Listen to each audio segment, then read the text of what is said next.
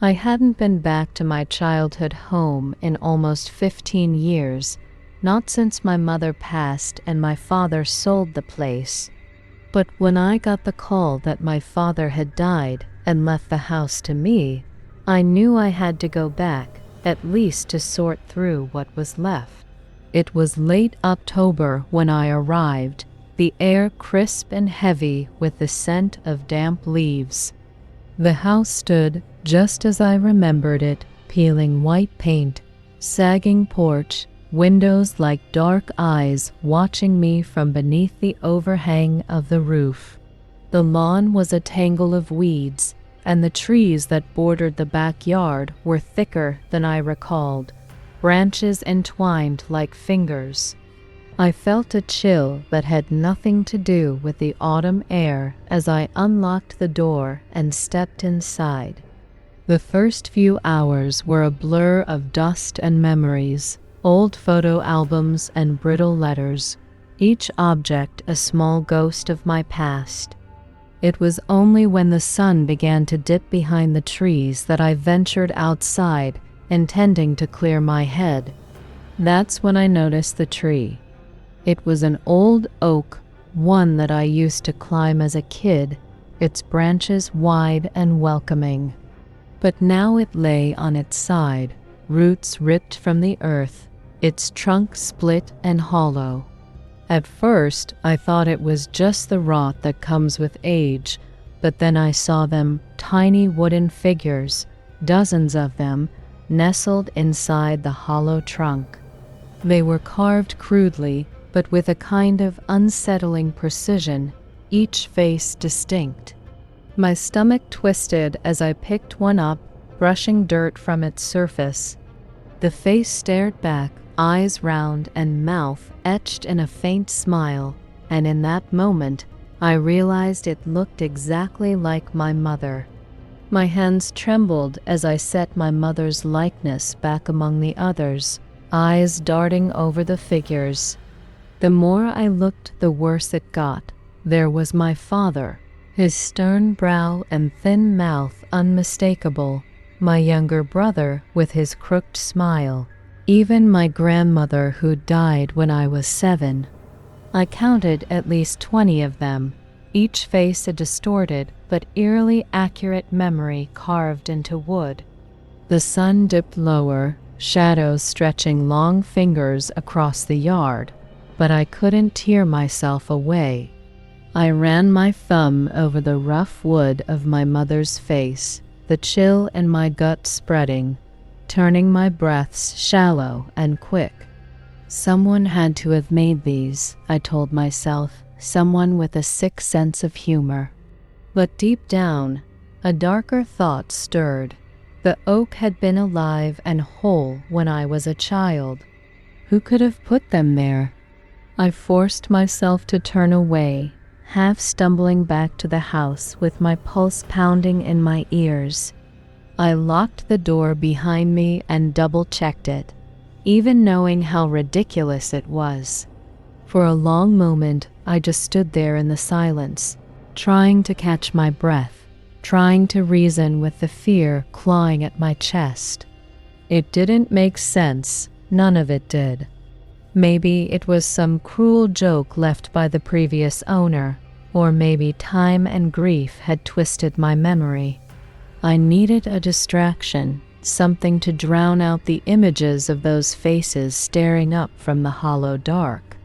I fumbled through the kitchen drawers until I found a half-empty bottle of whiskey my father must have left behind.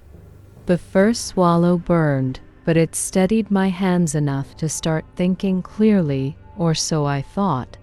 Night settled in quicker than I expected, pressing in against the windows and turning the house into a maze of shadows. I left most of the lights off, not wanting to see the empty spaces where our old furniture used to be. I told myself I'd deal with the tree in the morning. Maybe burn the figures or bury them, anything to get them out of my sight. But every time I closed my eyes, I saw their faces wooden and unmoving, yet somehow watchful. I tried to shake it off, pacing the kitchen, the whiskey's warmth doing little to melt the cold knot in my gut. I pulled out my phone to distract myself, but the signal was dead, no bars, not even enough to call a friend and hear a familiar voice. The isolation hung heavy, and for a moment, I regretted coming alone. I must have fallen asleep at the kitchen table because the next thing I knew, I was jolted awake by a sound outside, a soft, rhythmic tapping, like fingers drumming on wood. The clock on the wall showed just past 3 in the morning, and for a few seconds I sat there, disoriented and stiff. But then the sound came again, this time sharper, and my heart lurched painfully against my ribs. I got up, legs unsteady, and moved to the back door, hesitating with my hand on the knob. Through the small window, I could just make out the shape of the fallen oak, dark and sprawling in the yard. But something was wrong. The hollow was empty. The figures, every last one, were gone. I stumbled back from the door, bile rising in my throat. My mind scrambled for an explanation, animals, wind, anything, but none of it made sense. Those figures were carved, solid wood. They couldn't just vanish. The tapping sound came again, louder this time, and I realized with a sick sort of clarity that it was coming from inside the house. My hands were clammy, slipping on the doorknob as I twisted the lock, throwing it open more to escape than to investigate. Cold air bit at my face, but I didn't care. I needed to see, needed to prove to myself that I was just imagining things. I stepped out onto the porch, breath clouding in the air, eyes fixed on the hollow trunk, empty, just like before. But then my gaze drifted lower and my stomach turned to ice. Tiny footprints, too small for any animal, led from the tree to the back door, dozens of them, pressed deep into the damp earth. They weren't human, not exactly. The toes were too pointed, the stride too short and deliberate. I followed them with my eyes, heart hammering painfully, and saw that they didn't stop at the door. They continued inside, little muddy prints trailing across the kitchen floor. I felt lightheaded, a ringing building in my ears, but I forced myself to move, to follow the trail into the hallway. The hallway stretched ahead, dim and silent, the prints leading down the worn wooden floorboards. I hesitated at the threshold, fingers brushing the wall to steady myself. The air was heavy, almost suffocating, carrying a faint, earthy smell like damp soil and rotting leaves. With each step, the boards groaned underfoot, the sound too loud in the silence. The prints led straight to the living room, stopping abruptly at the old stone fireplace. I flicked on the light, half expecting to find them scattered across the floor, but the room was empty. No figures, no movement, just the faded rug and dusty shelves lined with forgotten books. For a moment, I thought maybe I'd imagined it all, the exhaustion twisting my mind. But then I saw it. Perched on the mantel, right above the fireplace, was one of the figures. My breath caught, eyes fixed on its wooden face, my face. The resemblance was unmistakable. The slight curve of the nose, the lines at the corners of the eyes. But the expression was all wrong. The mouth was stretched too wide, carved into a grin that split the face nearly in half. I couldn't look away, fingers trembling as I took a step forward, then another.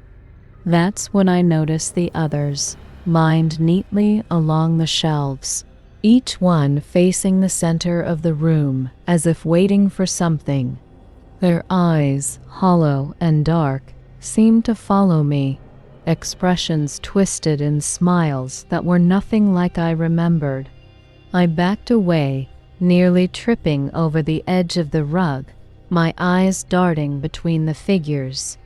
There were more of them than I'd counted in the tree, at least 30, maybe more, each one staring blankly ahead with that awful grin.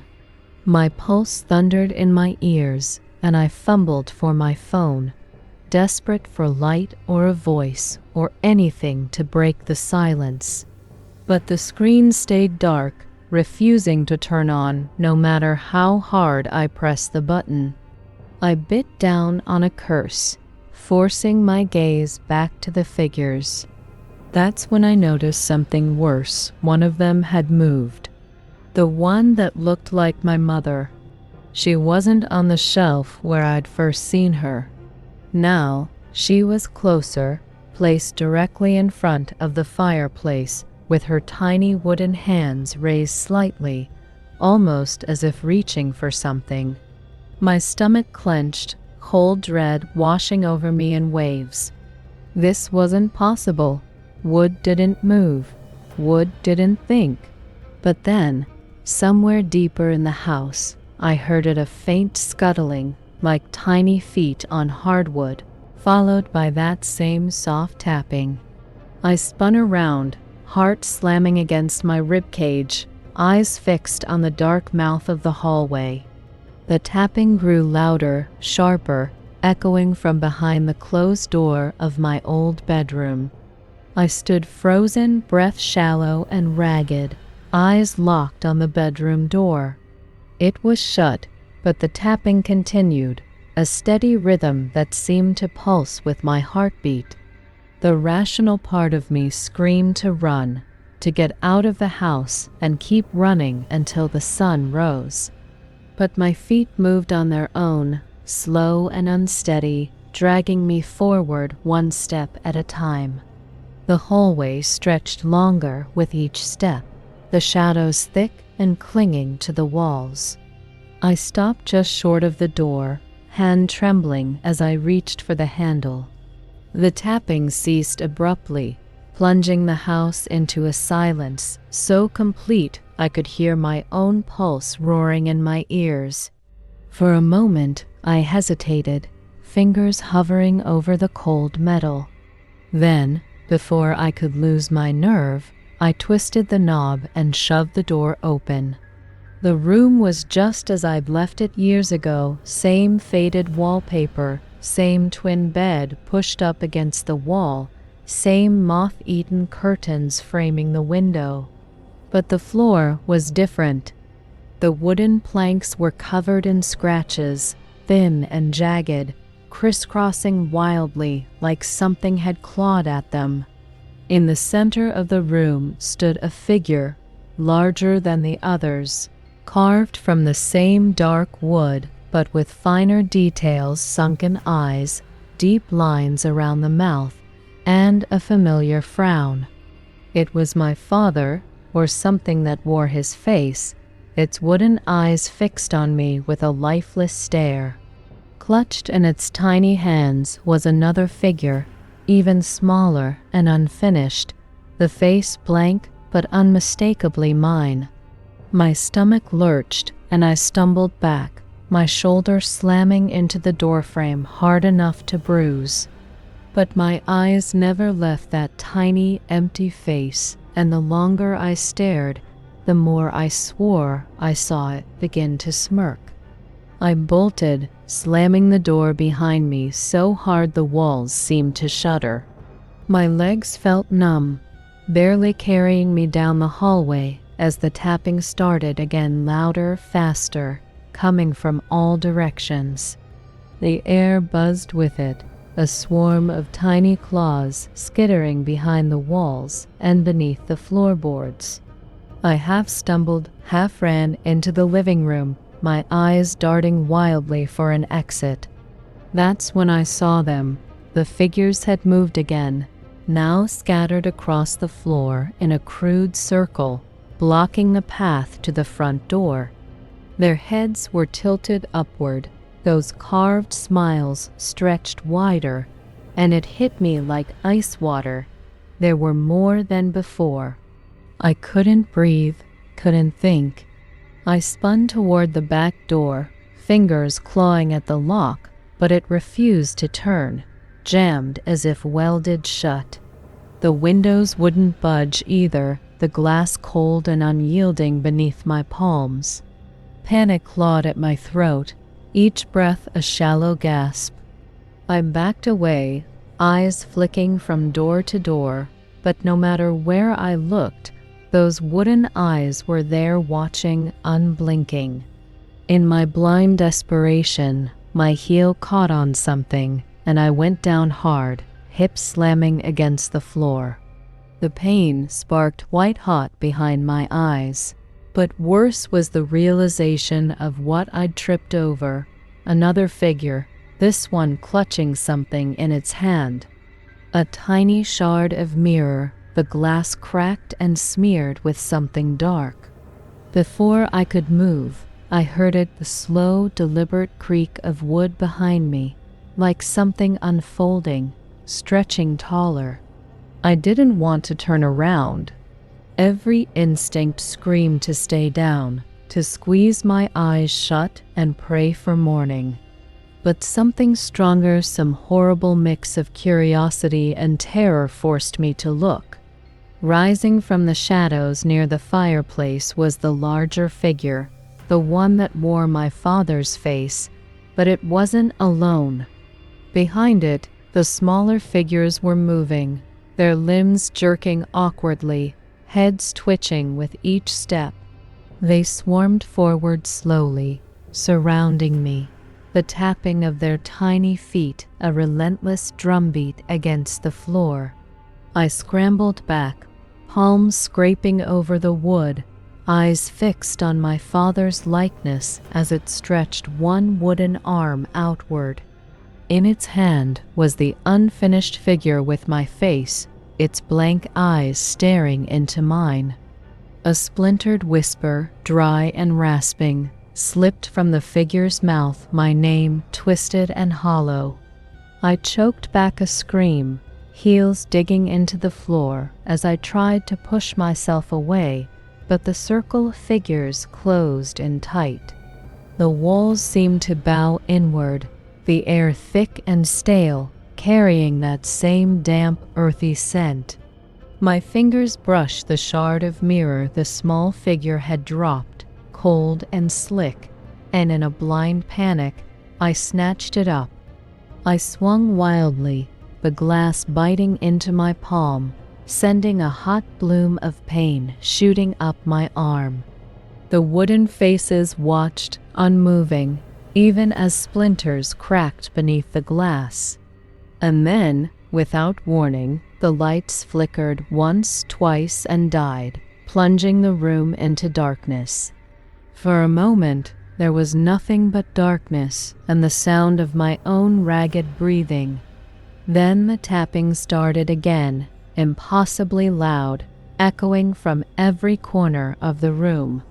I lashed out blindly with the shard of mirror, the sharp edge biting into empty air. My heart hammered so hard it hurt, each beat a painful reminder that I was still alive, still trapped. I tried to crawl backward, fingers scrabbling over the wooden floor, but something cold and stiff closed around my ankle-tiny hands, splintered and strong, dragging me inch by inch across the floor. I kicked wildly, the glass slicing deeper into my palm, warm blood trickling between my fingers. The figures didn't stop. Their wooden eyes glinted faintly in the darkness, empty and endless, drawing me closer to the fireplace and the larger figure that loomed above. In desperation, I swung the shard again, this time at the figure with my father's face. The glass struck its chest, shattering with a sharp crack, but the force sent me stumbling sideways. My shoulder hit the edge of the mantel, knocking something loose, a rusted metal box I'd never seen before. It clattered to the floor, the lid springing open, and from within came a thick, choking smell of old earth and ashes. For a heartbeat, everything stopped. The figures froze, their heads snapping toward the box in eerie unison, that awful grin faltering. A low, hollow sound reverberated from the larger figure, almost like a groan, and I didn't think I'd just grabbed the box and hurled it into the fireplace, ashes spilling like dark water. The moment they touched the embers, a gust of icy wind howled through the room, carrying the scent of damp leaves and rot.